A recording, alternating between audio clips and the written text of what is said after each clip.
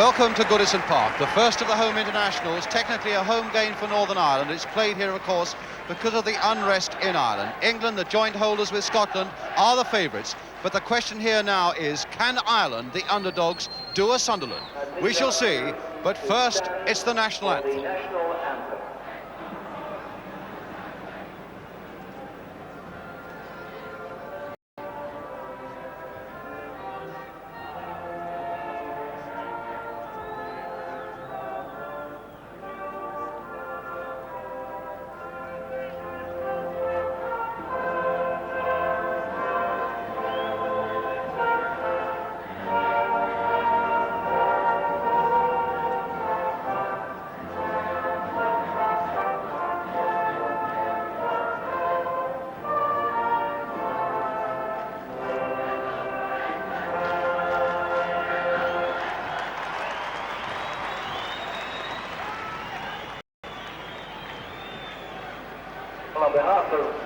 And now let's catch up on the two teams for this afternoon. Northern Ireland basically with the side that beat Cyprus in a World Cup qualifying game last Tuesday, except that Pat Jennings' goal for Ian McFall and Pat Rice returns to right back. Terry Neill, their manager, says it's a transitional period for them, and their side really has not too much experience at this level. So much then for Northern Ireland. We turn now to the England side, and of course, as you would expect, Sir Alf Ramsey has relied on a strong nucleus of the old guard. Two new caps, David Nish and John Richards, and Alan Ball, 28 today, back on his old stamping ground at Goodison Park. But for David Nish, it was an England call from a holiday in Mallorca with the Derby County players, a defender who really likes to come forward as well. And then there's John Richards. What a season it's been for him. 36 goals for Wolverhampton Wanderers, and now at 22, his first England cap. It could indeed be a busy afternoon, though, in the Irish goal for Pat Jennings, Footballer of the Year. But he seems to like this Merseyside air. Remember, earlier this season, he saved 2 penalties up the road at Anfield. And then the young Irish hope is Trevor Anderson of Manchester United, scorer of 2 goals in his first game for his country. That was in that match against Cyprus at Fulham. But now the preliminaries are over, and the crowd at Goodison Park now waits for the start. The referee this afternoon at Goodison Park, Clive Thomas from Wales, just checking with the 2 Welsh linesmen that he's got here to support him. And it's Ireland then, getting this home international championship away, defending the goal to our left, green shirts with white shorts, David Clements now. Ireland, who caused such a shock by beating England at Wembley last year. Here's young Trevor Anderson, back for David Clements again, and high behind for the goal kick to England. England have lost only one of their last 15 home internationals, and that was that match against Ireland at Wembley. Peter Shilton, who began to establish himself really into the England side with a fine performance against Scotland at Hampden back in February. Ball bobbling, Alan Ball first to it.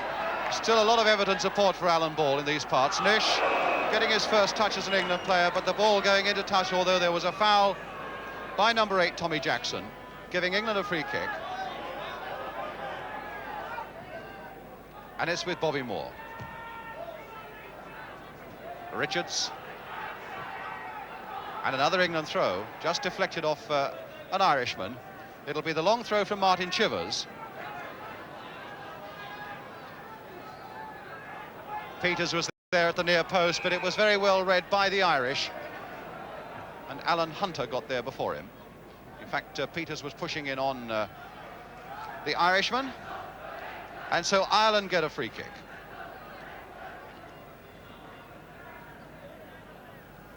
Ireland very much the underdogs here, and when you look at their past record, only 6 wins in 79 games against England. You can easily see why. Morgan making a run for it and getting it. Anderson, a nice, delicate overhead kick, but just a little too far. Anderson, who many say has that looks of George Best about him. Richards running for it, shadowed by Terry Neill. And another free kick. Already 3 free kicks in the first 2 minutes of the game. Neil with that one for Ireland. And McFarland climbing very well above Anderson, and a throw to the Irish. David Craig of Newcastle. Again, Anderson was right in there. O'Neill beaten again by McFarland. This time the ball must have gone off O'Neill last of all, because it's a throw to England. Colin Bell back for Story. Chivers coming for this one, hanging nicely in the air, finding Colin Bell. Good ball inside for McFarland. Swept now for Nish.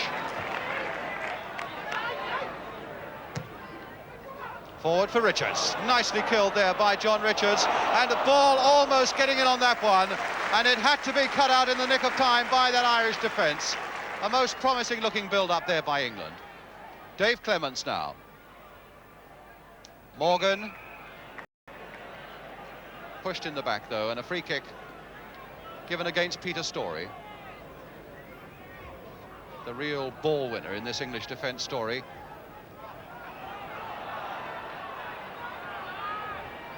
Clements again with a throw. O'Neill. It'll fall for Alan Ball. And now for Chivers. And a foul there. I think it was probably against Terry Neal for snapping a little too ferociously at Martin Chivers as he laid that ball off. Bell very accurately there for David Nish. And he just as accurately there for Chivers. Back for Peters. Nish. Hamilton attacking him a little too hard from behind, and so another free kick for England. Noticeable that as yet none of the big men from defence have really come forward. McFarland has stayed back for it. Channon made a run towards the near post and now has got to go back, and the linesman in fact doing more instructing than the referee, getting Brian Hamilton back the full 10 yards. Nish with the kick, curling on the far post. It's Clements. Bobby Moore. And now with Nish.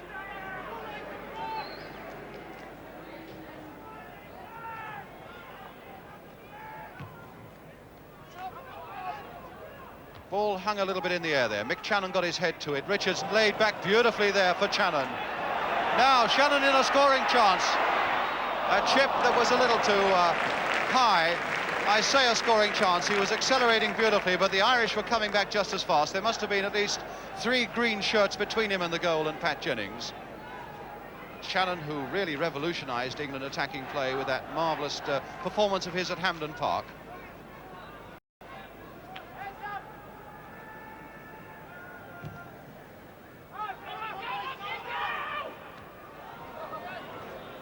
Off Bobby Moore for Ireland's throw.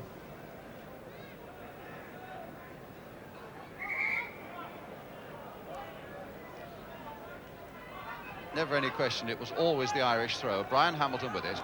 Back for Pat Rice. And well stopped by David Nish.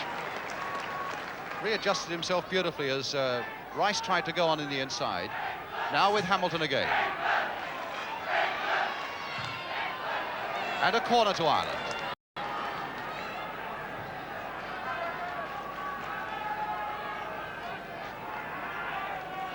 So far, the Merseyside crowds, which are known as some of the most vociferous in the land, haven't had very much to get their teeth into. But here's Rice now. That's not at all a bad cross there.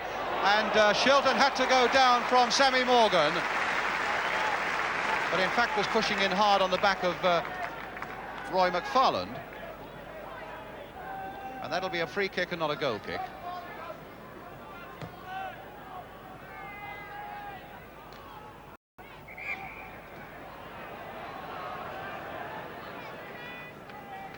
Free kick to Ireland.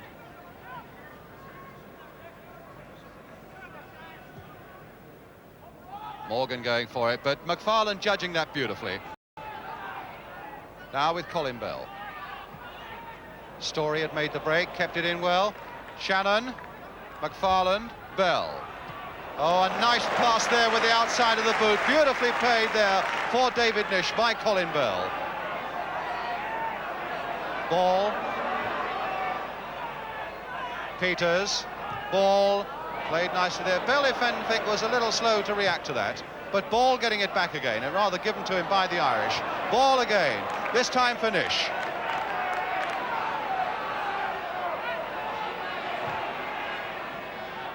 And Neil and Hunter getting it away to Tommy Jackson. But now Shannon. Nish.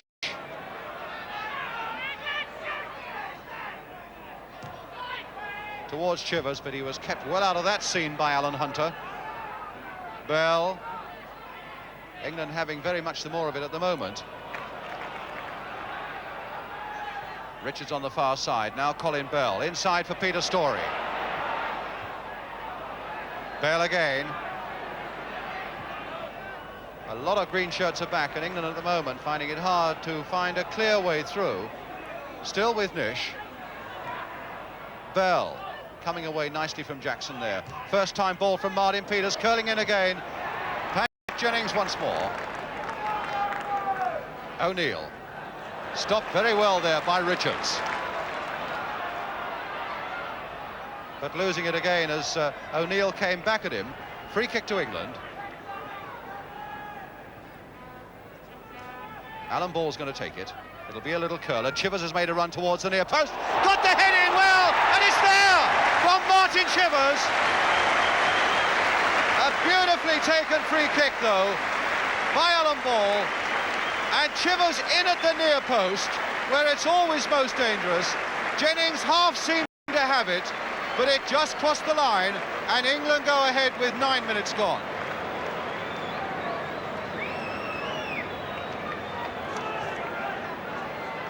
Chivers the scorer, having already amassed 33 goals this season. That's 34 for Martin Chivers.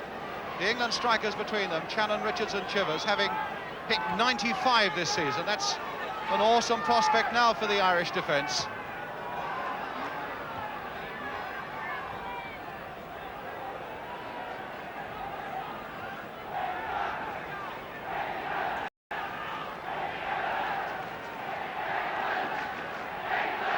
Bell looking for a white shirt. Ball, I think, beaten in fact by the rather swirling wind that we've got at Goodison this afternoon.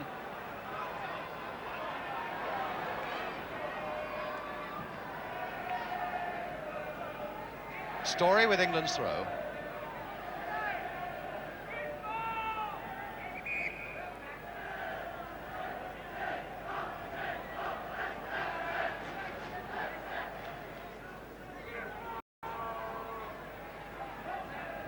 Craig with the kick for Ireland. Hit hard towards Morgan, nodding it back, but Storey is there to receive it. Shannon and Clemens jumping hard at each other, really. O'Neill going through, and Bobby Moore.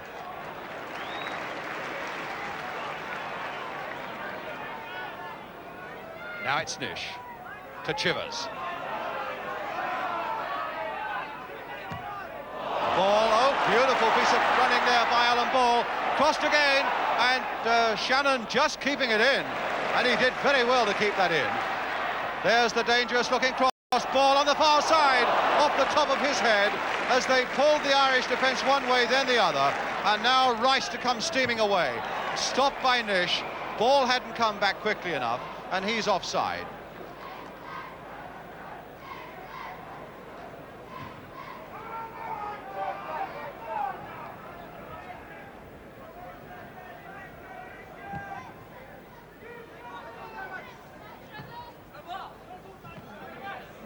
England's throw.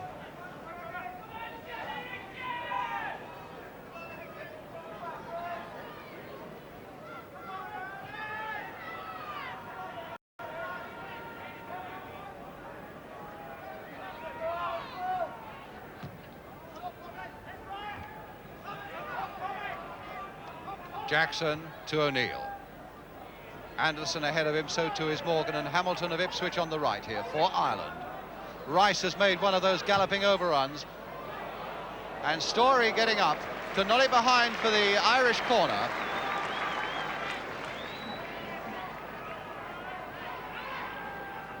Clemens is going to take it. Terry Neal has come up, and rather belatedly Alan Hunter coming up as well, number 5, with Chivers right back to mark him. So Clements with the corner. McFarlane's head getting there first. O'Neill, and safely clutched from under the bar by Peter Shilton.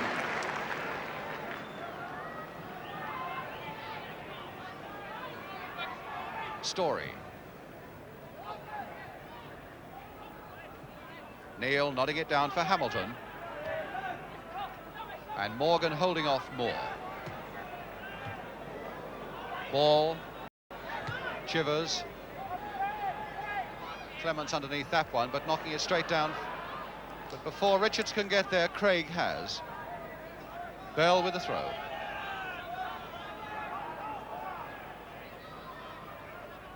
And Bell again. Richards to Ball. Just kept it. Now with Bell again. And again the cross, Shannon on the far side. Behind for the goal kick to Ireland.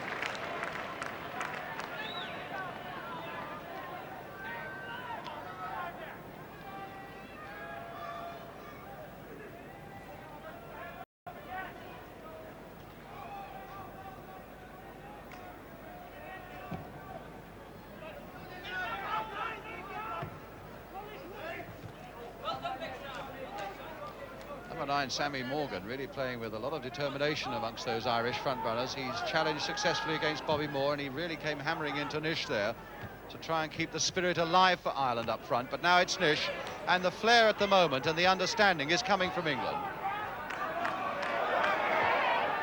Nish. Peters. And there's a good piece of running and a beautiful ball by Peters to Shannon. Still with Shannon, back for Peters. Hit again with the outside of the boot, and so it was swinging all the while. Richards playing mostly on the right-hand side of the pitch. Peters is there, but stopped in the Irish goal by his Spurs teammate Pat Jennings. Martin Peters.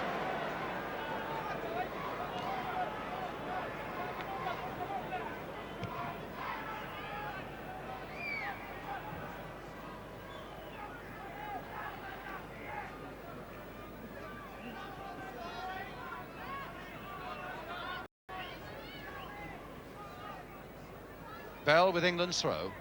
Ball. And now it's Ireland's throw. Just about a quarter of an hour gone. Still Northern Ireland 0, England 1. Scorer Martin Chivers. O'Neill to Clements.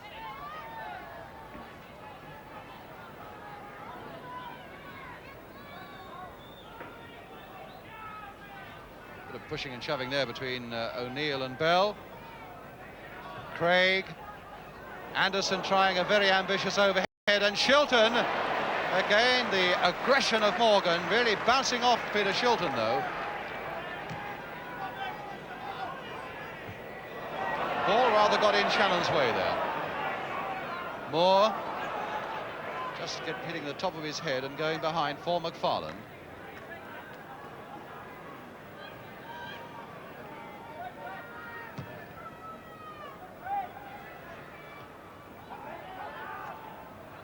Terry Neal, chased by Chivers, and back to Jennings.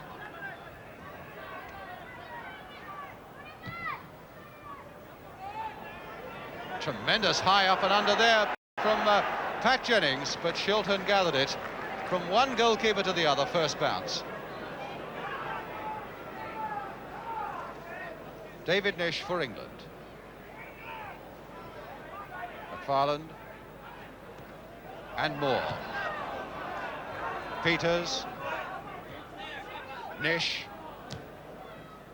Shannon. Very shadowed very well by the number 5, Alan Hunter there, keeping close to Shannon, and he knows he must. Another long throw from Martin Chivers. Shannon's got into the centre there, Ball and Richards are waiting as well. So too is Martin Peters, and it's Peters who gets it. The flick that didn't come off. Jackson in a bit of trouble there, but running his way out of it. But then it's Peters again taking up the loose one for England. Moore, and Chivers is offside.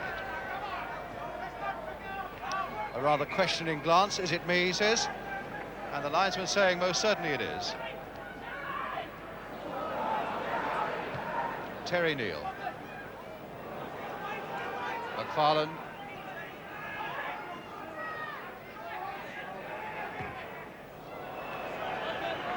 And a throw to Ireland.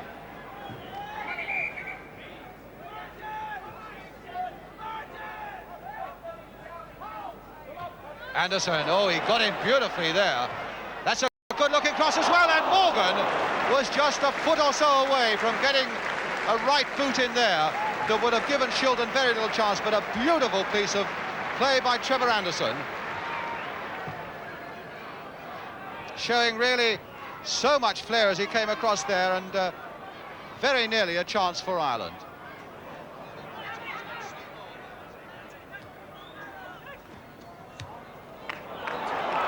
Chivers.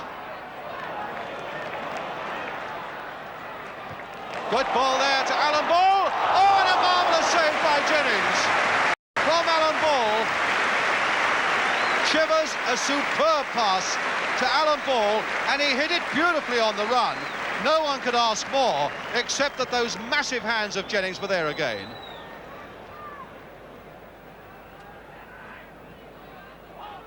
Jackson. Morgan. Hamilton. Good challenge there by Bobby Moore. Chivers, the game really beginning to wake up a little bit now. Anderson, who's shown some good touches. But that wasn't one from Jackson, and now England with ball to Shannon. Played off for David Nish. Richards hoping to get there. Morgan. Jackson to Clements. And now Anderson.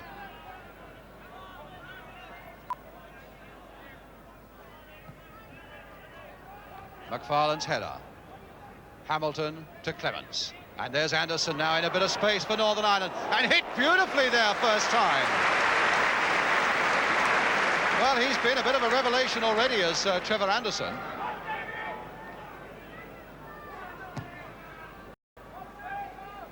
Chivers to Bell.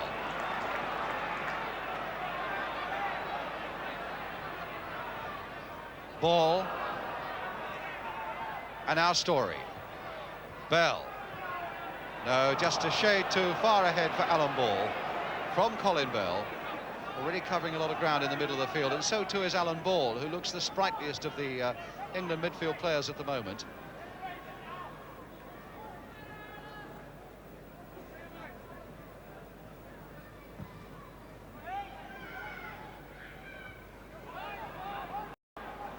Bobby Moore to Nish. Shannon. He's got Peters outside him, Nish inside. Played towards Chivers, and Chivers trying to get it back to him, but Hamilton intervening for Ireland. Alan Hunter. Rice. And now Terry Neal. Oh, and he might be getting himself into trouble. Chivers has got the better of him, and now has laid it off for Richards. Played on for Bell. And Clements defending well for Ireland, getting it away towards Morgan. Ball to Story. To Moore, with Nish free away on the left for him.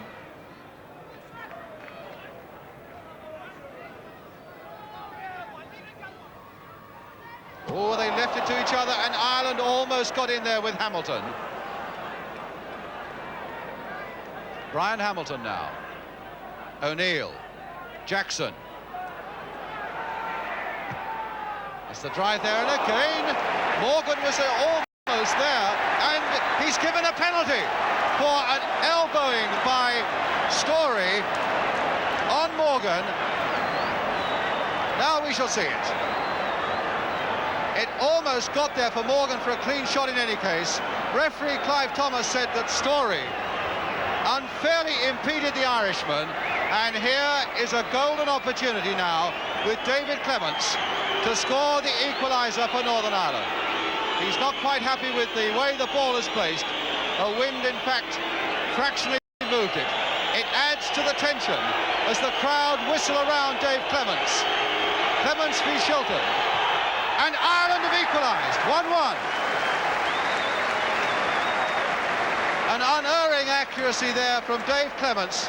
Not the easiest of penalty shots, but he hit it straight into the corner, giving him no room for error, but there really was no error there, and it's 1-1. Well, that looked a very harsh penalty decision, but referee Clive Thomas was right there, and most certainly now that opens the game right up once more. 1-1.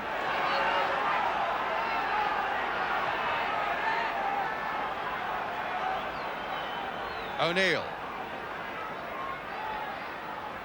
Well, it certainly was the encouragement that Ireland badly needed. And there's young Trevor Anderson again, and he's found Pat Rice. Inside David Nish, and O'Neill tried to nudge it back for an Irish compatriot coming in fast. And now England take it up with McFarlane. Bell. Not a good ball. Ball. Now Clements. Free kick to Ireland.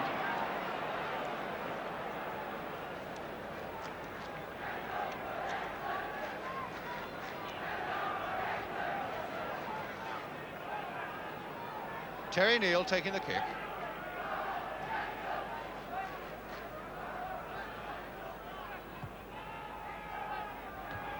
Good header away by Nish. Hunter first on the scene.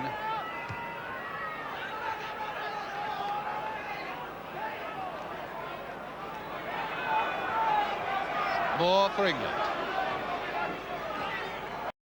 Peters. Chivers. The linesman was flagging for offside against John Richards, but referee Clive Thomas said play on with Ireland in possession.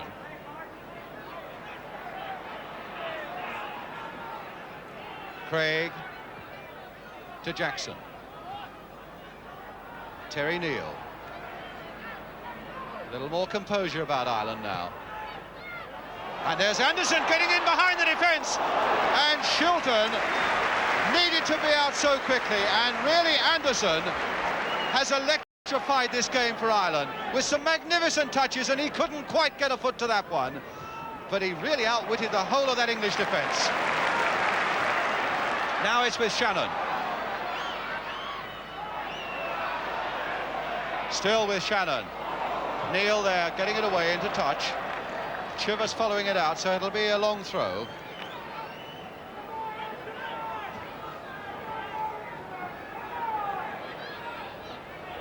Nish to Shannon.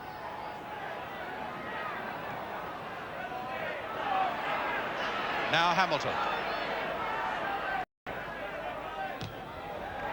Moore in first.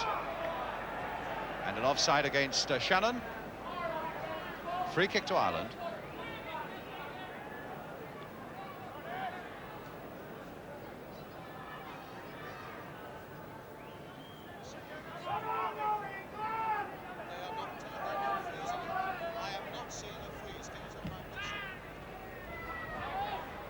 Morgan v Moore. And behind them is O'Neill and McFarlane. Peters coming in as well, playing it back to the safety of Shilton.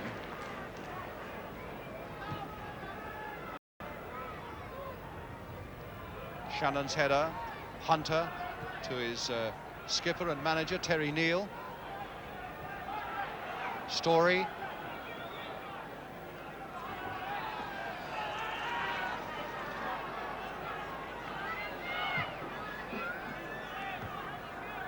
Hamilton's header.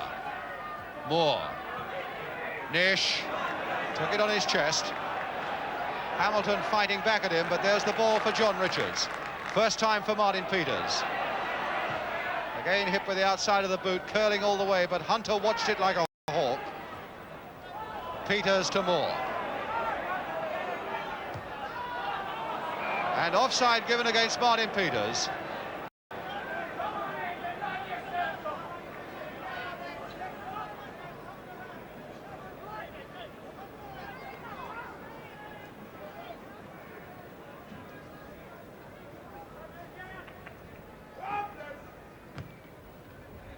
Long towards Sammy Morgan. McFarlane again under pressure, but gets the head, and Nish gets the boot. Clements to Jackson. Good play by Dave Clements.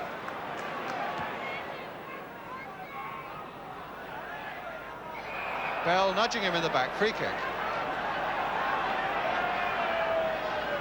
And England at the moment have lost their way. Early on they looked to have more flair and understanding, which is what you would expect from a side that has played together so long.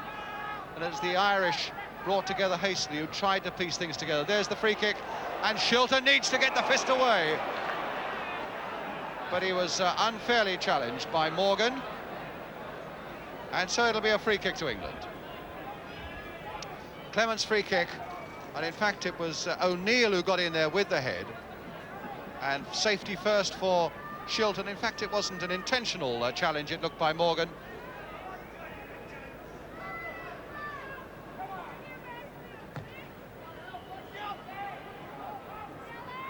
Bell's header, and a good one. Ball going in. The feet were high that time by Jackson on ball. Jackson very vigorous and aggressive as well, trying to nullify the work of Alan Ball in the middle of the field. Moore with the free kick for England. Bell. And it was Hunter who got that away. As far as Richards, and he couldn't quite get it. And now Hamilton taking it up for Ireland. Anderson outside him. Stopped by Nish. Richards. First time ball for Shannon, but again, Craig was there. And the free kick given to Ireland. Don't really think anyone can argue much about that, because Shannon, it might not have been deliberate, but he quite definitely caught David Craig as he was about to come and intercept.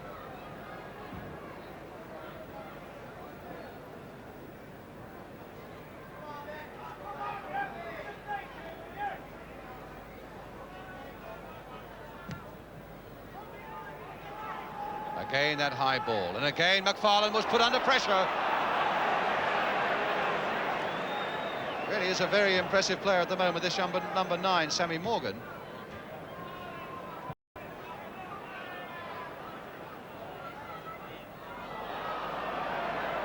Shannon, as ball was flattened. Peters to Bell. Having trouble fighting off O'Neill, but does so. Bell. And Jennings was in trouble, and Rice had to hook it away. Pat Jennings really was in trouble with that cross shot from Colin Bell. He hit it low, along the ground, scudding all the way. In fact, Pat was a little slow to get down to it, and Rice had to come to his rescue. And so it's a corner then to England. Colin Bell having made the shot that won it. Martin Peters waiting there. And Jennings, a good catch.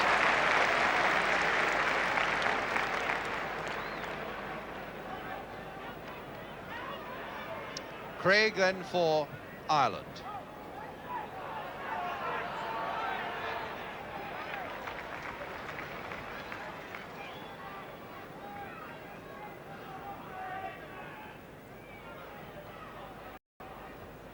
Chivers ducking in to try and get the header in first, but it's O'Neill for Ireland to Brian Hamilton.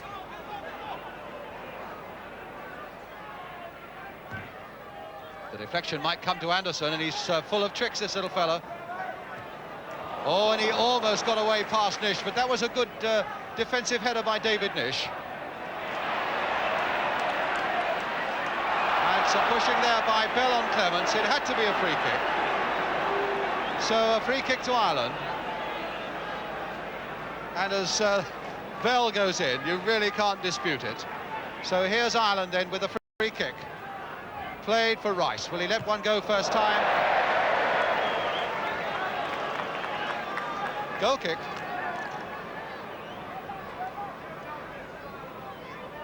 Pat Rice smiling away. I'm wondering if he heard someone behind me in the crowd who said you should have been at Wembley in the Rugby League final with kicking like that this afternoon.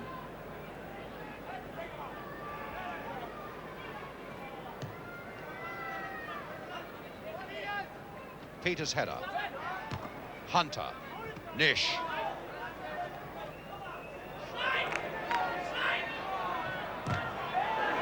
Running into trouble really there. A combination of Rice and Hamilton, always likely to beat David Nish. in that rather confined circumstance.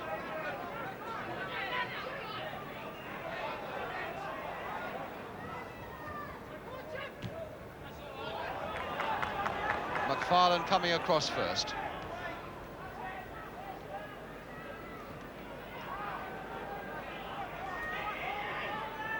Peters. For Nish. Out of play, Ireland's throw.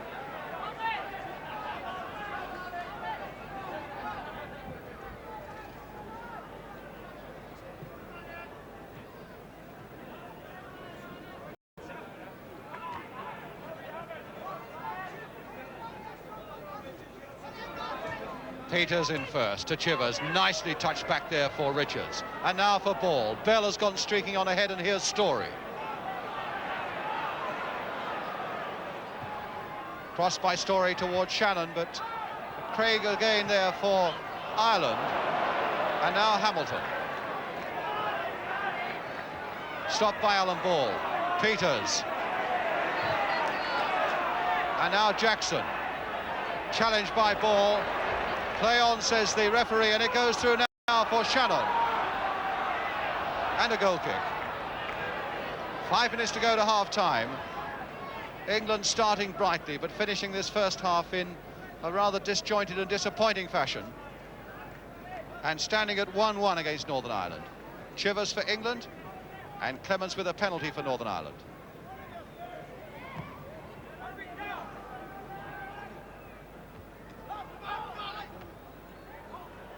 Anderson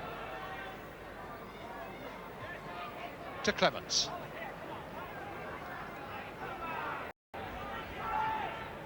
Jackson shrugged off Alan Ball, and McFarlane there with a header away, and with that one too. Colin Bell.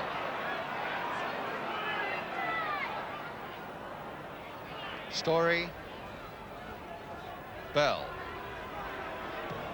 Oh, what a strange ball from Bell, straight to Anderson, 1 against 1 for the moment, but England coming back in strength, still with Anderson, and still with Anderson as he finds O'Neill. And he's against the crossbar! But in fact, it wouldn't have counted, there was an infringement, but beautiful skills. And O'Neill hitting it well, Shilton off his line against the top of the crossbar, but there was an infringement just inside that England penalty area.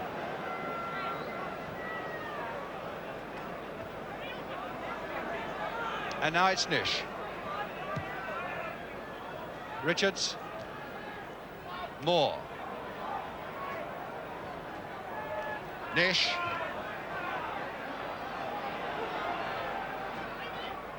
Peters. To Shannon. He's gone past Hamilton, a dink, a little chip there, and Bell on the far side. Beautiful play by Shannon in the first place, and it was Chivers, in fact, who couldn't quite get the positive header to it, going past Hamilton. What a nice little chip there. Chivers couldn't make any impact, and Bell really quite lost his head, and a chance was gone.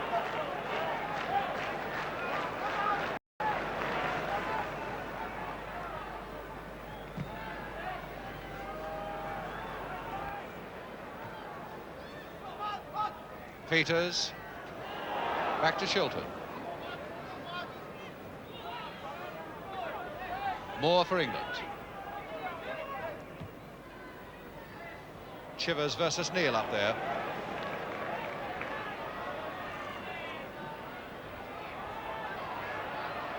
Chivers now for Nish. That'll still go to Richards on the far side. Oh, and he tried to turn it in for Bell, and he was a little too casual about it. Story. Craig. Clements. As the whistle goes for half-time, and it's got to be a disappointing first half for England with only 4 shots really on target. One of them was from Martin Chivers that put England ahead after 9 minutes. But then Ireland scored the equaliser from the penalty spot, the scorer Dave Clements. Disappointing so far for England, encouraging for Ireland, We'll bring you the second half in just a couple of minutes with the half-time score at Goodison Park. Northern Ireland 1, England 1.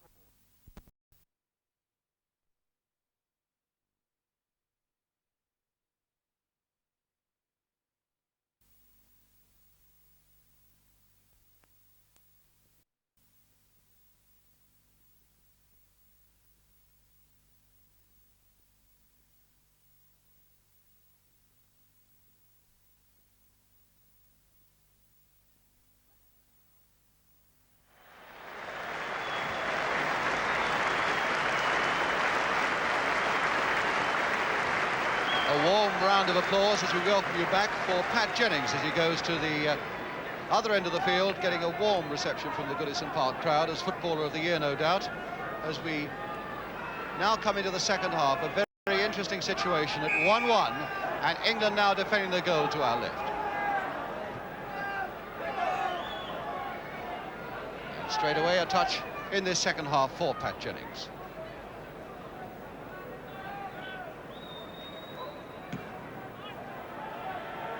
Jackson, and Clements quickest to react, and Moore reacting just a little quicker, a little more solidly than Trevor Anderson there. But now it's with O'Neill for Ireland.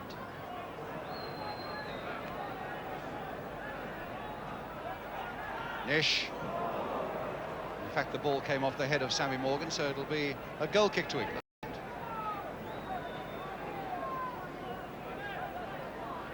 Really nothing very much in that opening half to raise high hopes about the World Cup match about Poland that's coming up.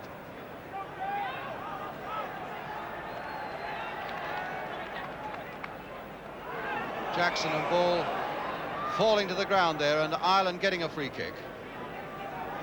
Tommy Jackson really aggressive, former Everton player of course, like Alan Ball. Tough, stocky little characters, both of them contesting the middle of the field. Rice then with the free kick for Ireland. Morgan again backing into McFarlane, making life very difficult for the England number 5. Peters just getting up there, Ball, but that's Clements there, able to put it back again, and Ball must have followed through, and Ball is going to be booked. Well, there must have been a foul by Alan Ball as he came towards Clements. I think probably it comes now.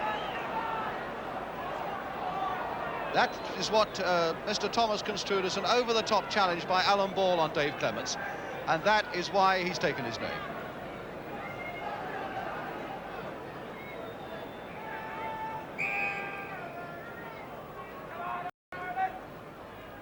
Hamilton with the free kick.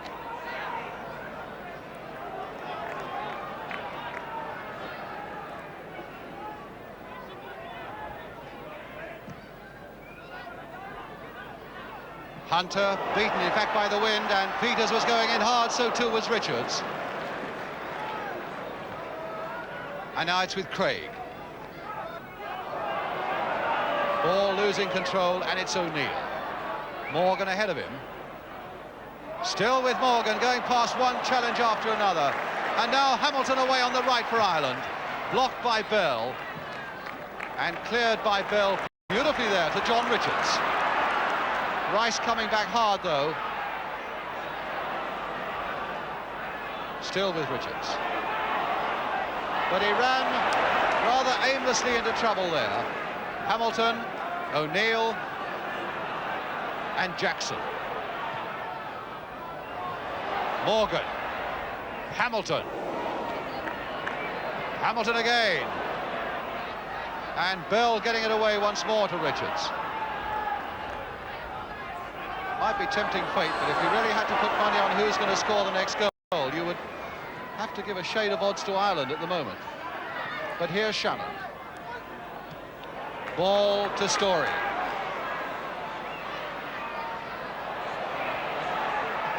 Ball again. And Hamilton gets that one away for Ireland. Morgan. Now it's O'Neill. 3 English defenders around him, Moore is closest, and Moore is the man who makes the challenge that matters. 10 minutes into the second half now, and still 1-1.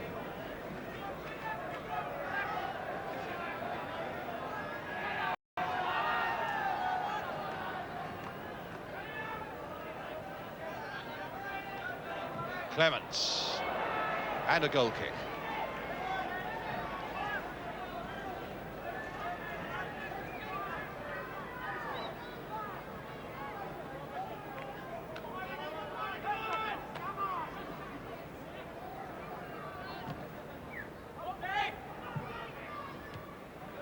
Shannon's header, Chivers. But again, Jackson is there.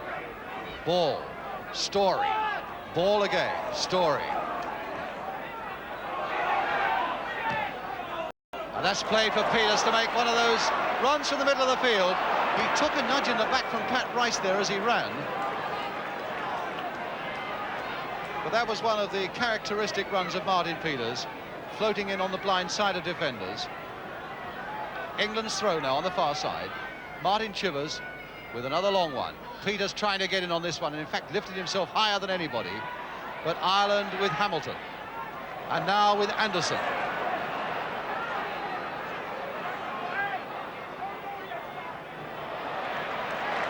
Beaten by Chivers. And now McFarland.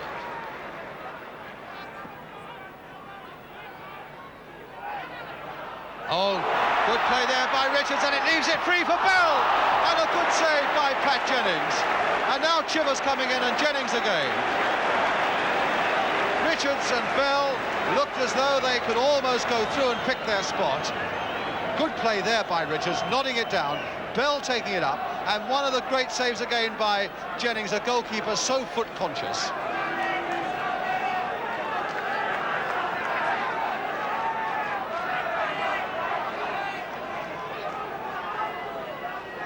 Story with England's throw.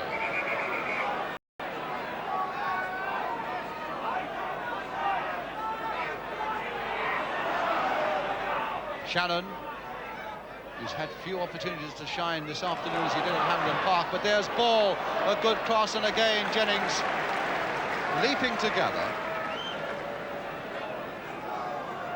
Rice.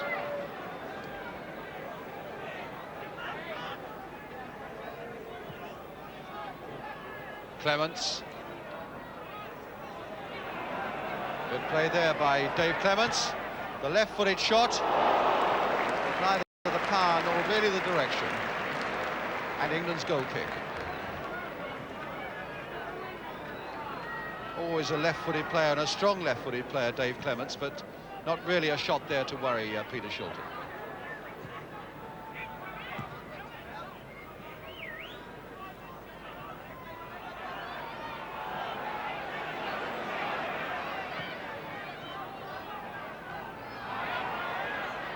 Ball for England. But nobody is there other than Pat Rice for Ireland. And another England attack breaks down.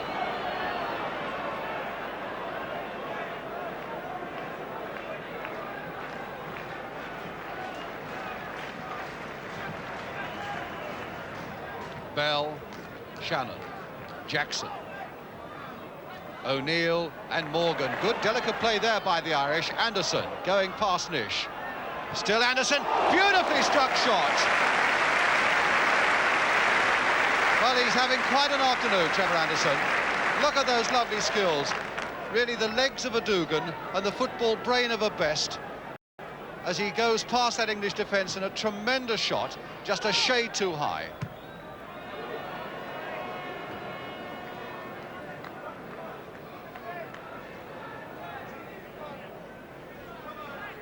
Certainly this young man, Trevor Anderson, is going to open a lot of eyes for Ireland and for Manchester United over the next few years. Nish for England. Chivers. And again, the much more positive play of the Irish defence, beating England in attack. But here's Nish again. Richards away alone on the left. And no bother at all for Pat Jennings. With half an hour to go, still 1-1.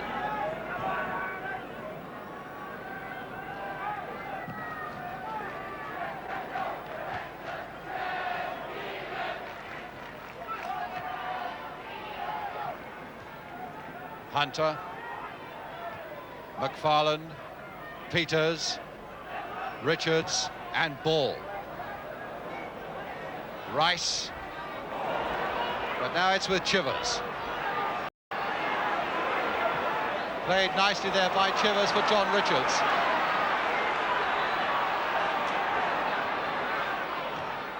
And now it's with Alan Ball. Bell trying a 1-2 back with Ball. Chivers!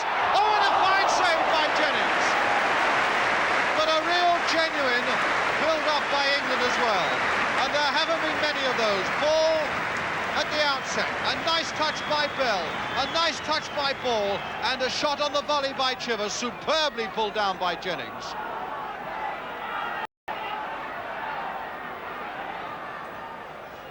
Story. McFarland. Well, that might well give England a bit of encouragement. It's their best bit of build-up for quite some time. Nish running a little more aggressively now. This Irish defence with Shannon. Can he get behind Craig? He can beautifully. Ball couldn't quite get there. And in fact, he missed the opportunity that was presented for Chivers. There's Ball again, and that's just wide. Really in there where the fight was thickest, Alan Ball, determined to score on his birthday. Good play here by Shannon, got in nicely behind the fullback, a delicate little chip. And in fact, you'll see now, if Ball hadn't just got ahead to it, Chivers was beautifully placed behind him.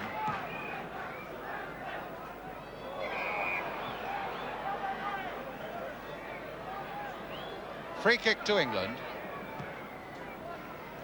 Chivers on the far side, beaten in the air by Pat Rice.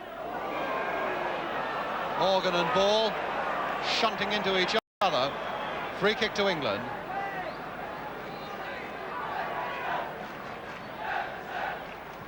Moore with the free kick. Richards with a back header. Bell going in as well. And Terry Neal for Ireland.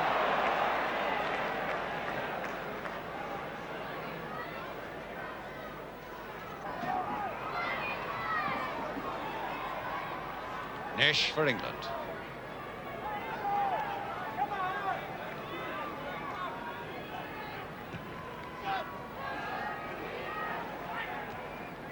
Hunter's header away. As we come to the last quarter of an hour, a little surprising that England haven't called at least on one substitute when they've got the likes of Summerby and Keegan there, who are both capable of coming along and attacking defences and maybe unsettling them. But there's a cross by Nish, and Shannon's in first, a free header, and a bad miss there by the England number 8. Took up a superb position, and he really got quite behind that Irish defence for what was a free header. But just look at that. And Shannon certainly wouldn't be happy with it. We now have 10 minutes left as McFarland again gets up above Morgan. Hamilton for Ireland, being harassed by Bell. Anderson. O'Neill. Nice touch there by Ireland for Dave Clements on one of those predominantly left-footed runs and crosses, but that's away behind. With apologies to his teammates. And so it's a goal kick for England.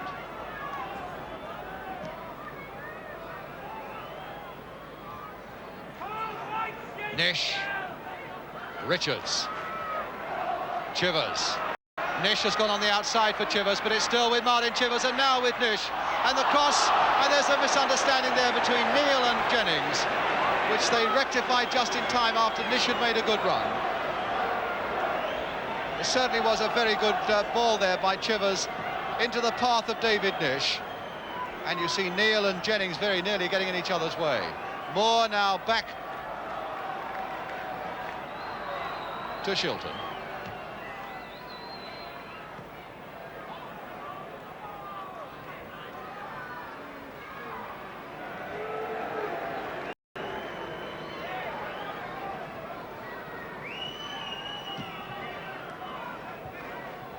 McFarland v Morgan. McFarland winning that one. Neal. O'Neill. It'll be England's throw.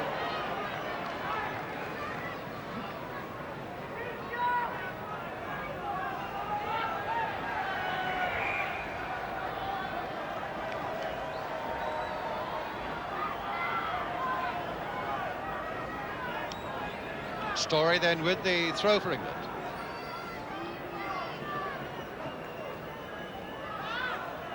Bell to Moore. Saying to Richards, please come a little closer and take the pass, and instead he gives it to Nish. There's Richards again, a gliding header, and it'll come through to Chivers. Is this it? It must be it for England. Chivers, 2-1. His second goal.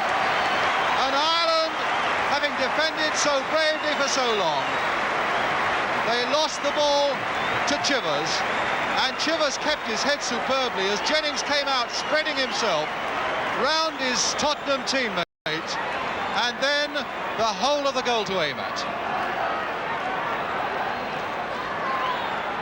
So with 7 minutes to go, England have jerked themselves into scoring life, and Martin Chivers puts them 2-1 ahead.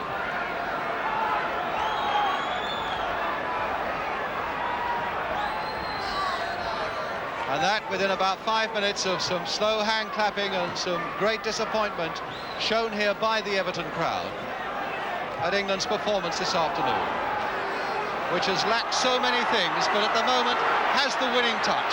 It's Shannon now challenging Neil, attacking him as England attackers should have done for much longer in this game, and winning a corner.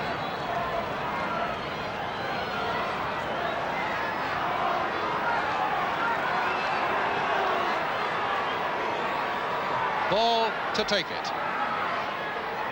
Only England's third corner. And Shannon with a header. Saved very well by Pat Jennings, and he made it look so easy. A good, accurate corner. Shannon, in fact, jumping in ahead of that defender, which was bad defence. And look at Pat Jennings, all the time in the world.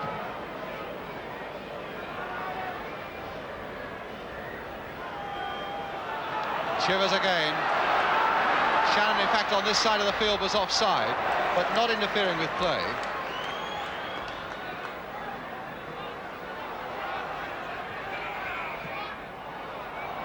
Some pushing by Chivers.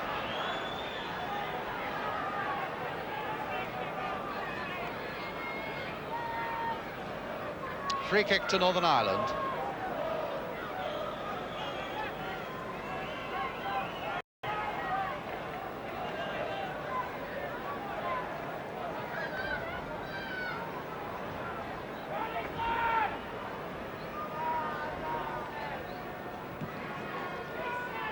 In the last 5 minutes of the game now. Morgan leaving it for Hamilton. McFarland to Bell.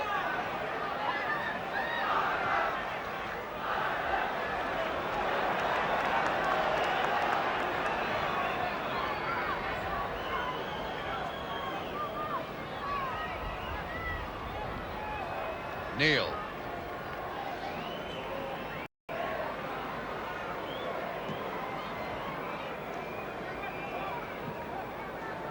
Story above Anderson. Bell. And Shannon beaten by Craig. Anderson again. It's uncanny how that Anderson in a green shirt looks so like George Best.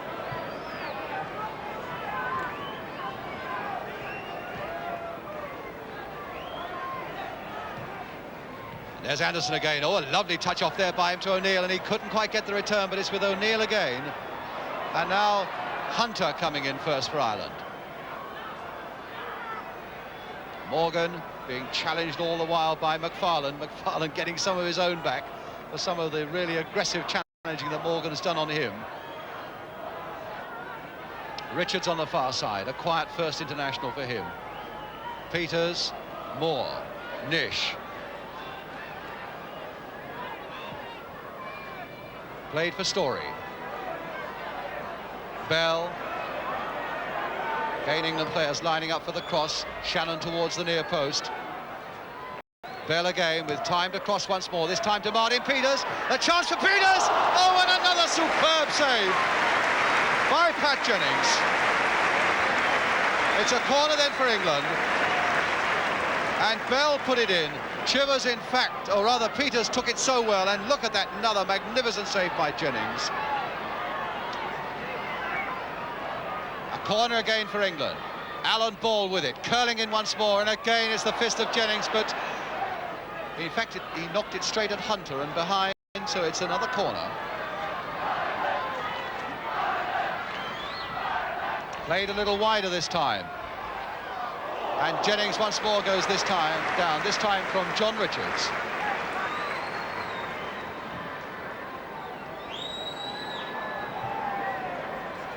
Moore going to that one, determined to get it. Hunter an overhead, Moore nicely trapped on his chest, and a good pass by him to Richards. Peters. Nish. Peters. And Shannon is there again, but the wind beat him there, curling that ball away from him after he'd really positioned himself so well. O'Neill. 2 minutes to go. And England leading by 2-1. Jackson.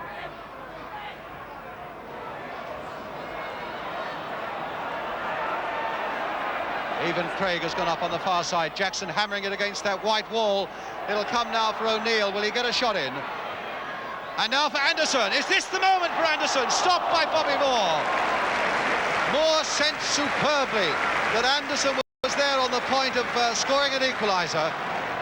And that was a lovely ball from O'Neill. Anderson, and now just look at the ground Moore covers as Anderson prepares to shoot. But it's a corner for Ireland.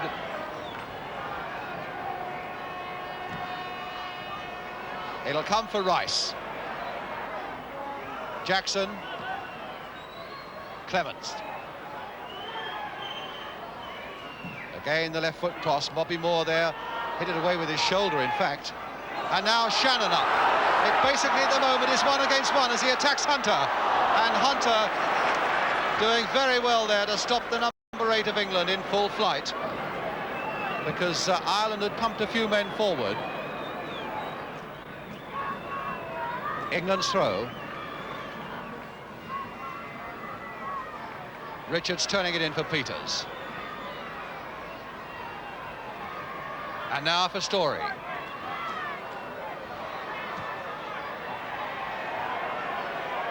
Bell. Shannon. Trying to get a shot on the turn there, still with Mick Shannon. The angle is very sharp and finally blotted out by Terry Neal.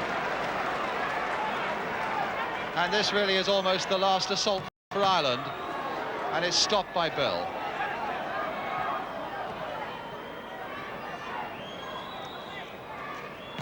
Clements, long and high towards Morgan, but Bobby Moore beat him in the air. And a free kick to England.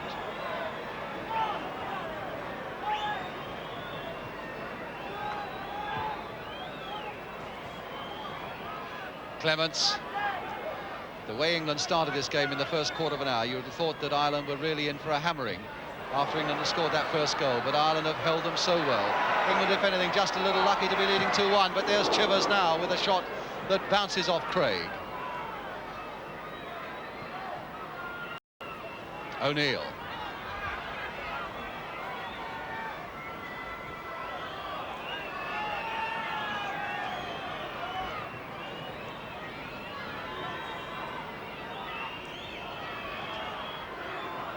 Rice to Hunter,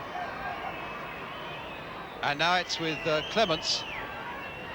Jackson losing it to England, and Bell finding Richards. He's got Shannon up with him as well, and Chivers away on the right. The 3 England strikers are all up. Here's Chivers. Played again towards Richards, and the Irish defence getting themselves in a bit of a muddle. Pat Rice very coolly getting him out of it, and so too was Craig. But now he only gives it to Chivers, and before Chivers can do anything with it, the game is over, and England have won. Both England goals from Martin Chivers. The second one close to the end when it looked as though Ireland might get a draw. The Irish goal, Dave Clements from the penalty spot. But really, for 80% of the time, an abject and most disappointing performance by England that had the Goodison crowd for some time booing them, for some time slow hand clapping them.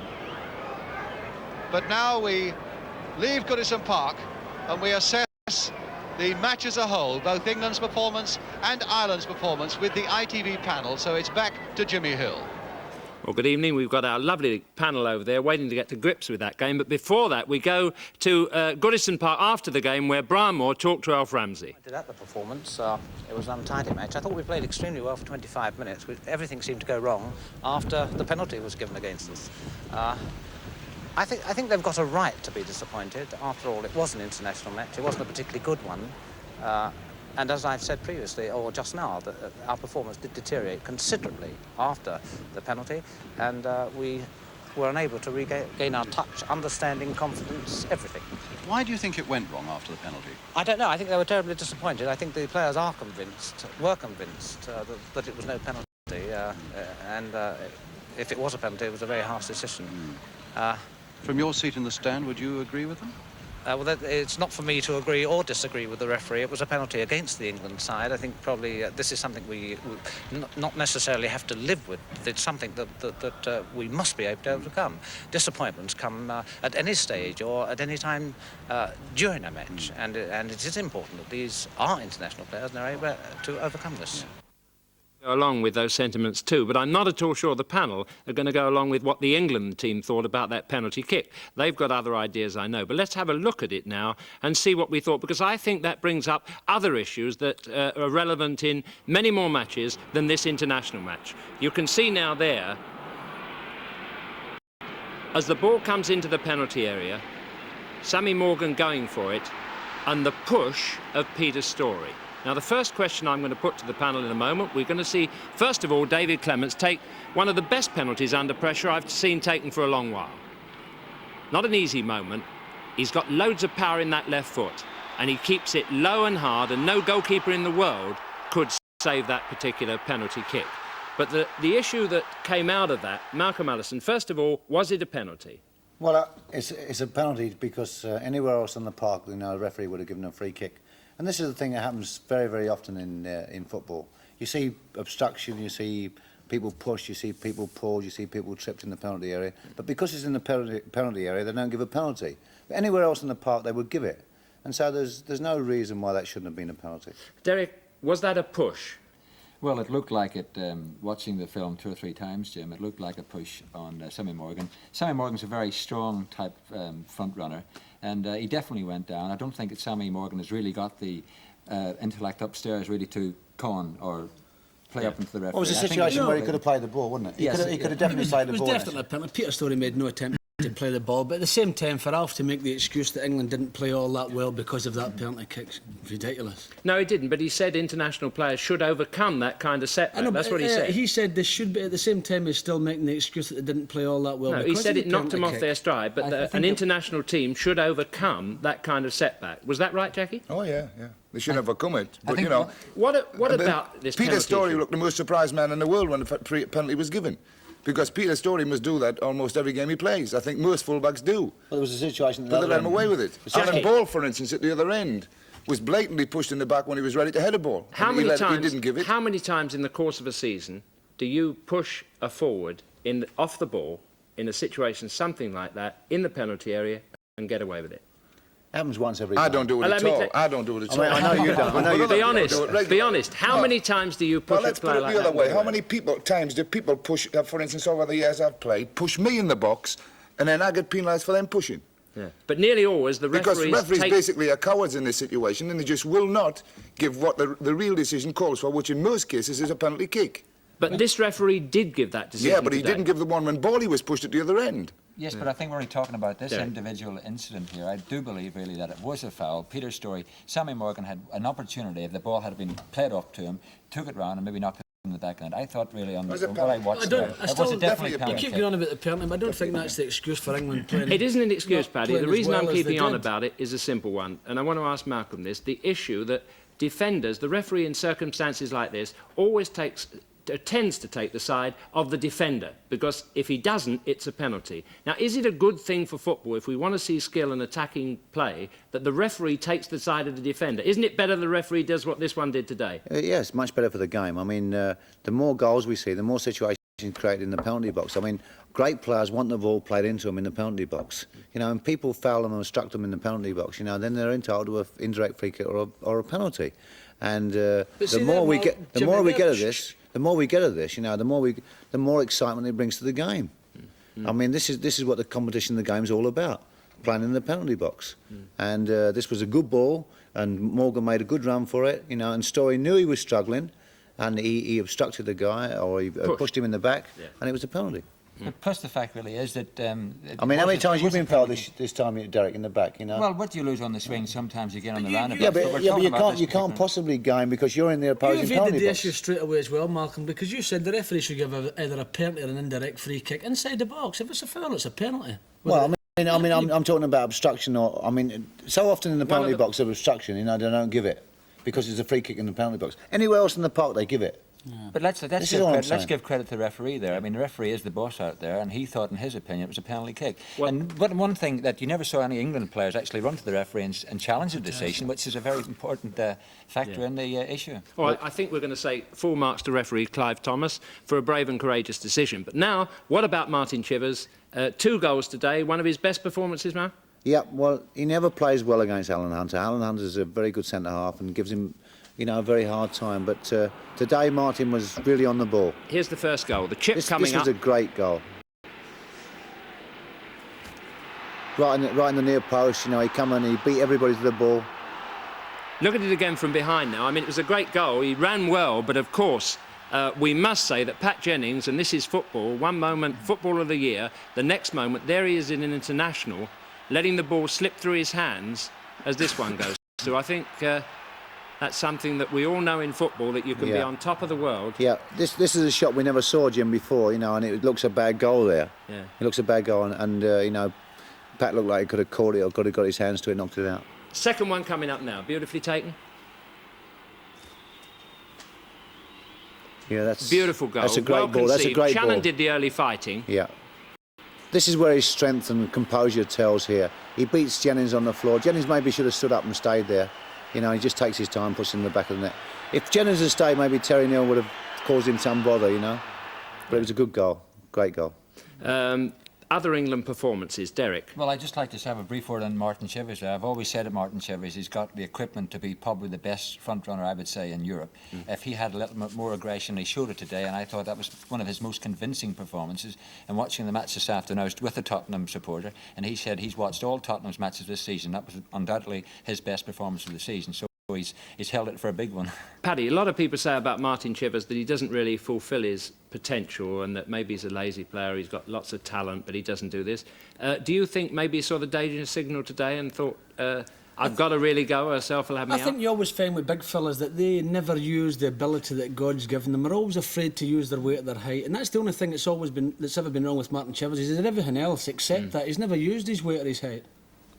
I think he responds to the atmosphere, Martin Chivers. Yeah. You know, I mean, when I've seen him, if the crowd start chanting Chivers and he starts going, oh, he scores a goal, and then he really buzzes, you know. Of course. And Jack will tell you now that he's a very difficult guy to play against. He came into the game late, at a time when the rest of the England players weren't doing it. You know, the second half of the game, I thought Martin Chivers was magic. He was getting on balls, he was knocking them off, he was making runs. And I thought him with the other lad, Shannon. You know, Shannon worked well with Chivers today because Shannon was always making these positive runs through and he was getting balls played in front of him. They didn't come off for Mike Shannon today, but, you know, the sort of runs he makes, we've talked about earlier, and these are going to pay off for England. The strong runner through like this with the acceleration he's got is going to be good. I think that the three of them don't really work together. I think that John Richards and Chivers and Shannon don't really work together. Yeah. Was Richards a bit unlucky today, would you say, in the role that he was asked to play? I don't think it suits him at all. I don't know if he was asked to play that role, Malcolm. I think with Martin Chivers and Mick Channon having played in the England side before, their character might have got above him and he just sort of drifted back. Let's look at one moment when I thought Richards did very well. He was playing back in a position that he doesn't normally take up for Wolves, probably trying to find space. But here he might have taken a man on, but he opens up this play quite well, a constructive move there, which led to one of the most exciting moves of the match. A lovely ball back from Colin Bell there. Bally plays it on. Chivers takes it down, and that was a moment when Pat Jennings really did. But that's a negative. That's a negative thing from Richards. You know, Richards is a fellow who strikes at the defence and runs through the defence and really causes them problems, turning quick in the box. But he was never able to get in the box. You know, I mean, Chivers is in there and Shannon was in there, and he was having to play in a situation which was very foreign to him today, and it doesn't suit him at all. And plus the fact is that it must stress really that making your debut really and playing out of position, I've never seen John Richards actually floating about as much as he did this afternoon. Yeah. And also that John Richards really as a front man, as a target man really should be hit all the time and be fed with a lot of things, and he didn't really actually play in his natural role today, and I only hope really that he's given consideration for another game, because he shouldn't be judged on this afternoon. All right, let's leave England for a moment and go to Ireland, Northern Ireland. The brave performance, unlucky to get nothing out of it. Jackie Charlton, the players that impressed you? Well, Pat Jennings didn't today. I thought Pat dropped more balls today than I've ever seen him. But I like the young lad to play up front. We've got a couple of lads Anderson. here. Anderson, yeah, Trevor Anderson did exceptionally well. To say, I don't think he's a regular with Manchester United, is he? He's not, no. That's Martin O'Neill there with a fear shot. That combination were the two that stood out to me, Trevor Anderson and Martin O'Neill. We pick up just some flashes of them now. There's Hamilton on the ball. And we see here how Anderson beats Bobby Moore beautifully and puts a beautiful hard and low. That's a dangerous ball going right across the target area there, really inviting being put in the net. And finally,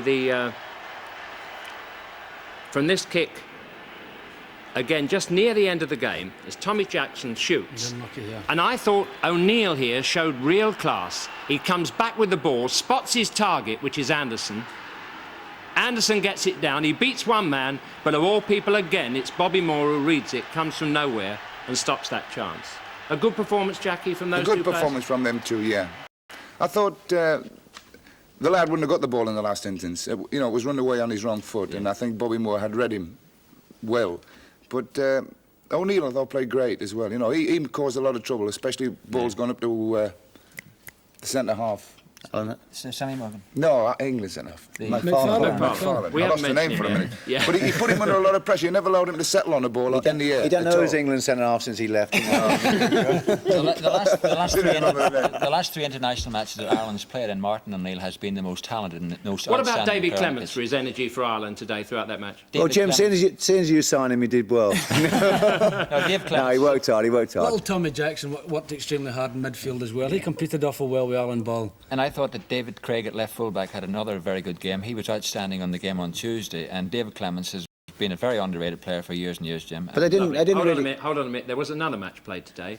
Of course there was. Scotland were playing too today, and the score of that match, in case you haven't heard, Scotland 2, Wales 0. There it is, and George Graham, obviously benefiting from Paddy Creran's coaching, got the 2 goals for Scotland today. Paddy, now today you and Derek were going on about Willie Ormond. You had an argument. One of you thought that, you thought that Willie Ormond shouldn't have broken up the team, and Derek thought that he was entitled to pick what team he wanted. Now, what do you say about the result? You haven't seen the match. Of course the result's a good result. The best... I mean, we're not here to sort of stop Scotland getting to the World Cup finals. We want him to get there, and as many players as he can get, the better. But at the same time, the nucleus... But don't be a politician, The Paddy, nucleus of the players that was there would have beat Wales anyway. But don't evade the question, Paddy. You criticised Willie Ormond for his team selection this morning. You and Tommy Docherty. No. Now, you did at lunchtime, and no, that's I didn't it. He's got to, because he works for Tommy Docherty. What are you on about? That's the fact. Here we have Keep him at it. Willie Ormond actually picked a team this morning that was criticised in this morning's paper by Manchester United manager, who had got no right to criticise Willie Ormond, because Willie Ormond, I haven't read about criticising the poor form of Manchester United. No, I am not at all. All the doc said said about Willie Ormond was that he didn't think Willie Ormond should have broke up the nucleus of a team that was there for 15 months, that had practically got them to the World Cup. Well, as you realise, ladies and gentlemen, that argument, if you'll be quiet, is going to go on I think all Scotland night. should have won today. In marvellous form. I'm going to have to listen to it. You're not. But just let me remind you of Scotland versus Ireland next Wednesday at 10:30 on ITV, and then the big one on Saturday, live in World of Sport from Wembley, England versus Scotland, the climax to the whole tournament. We'll see you then.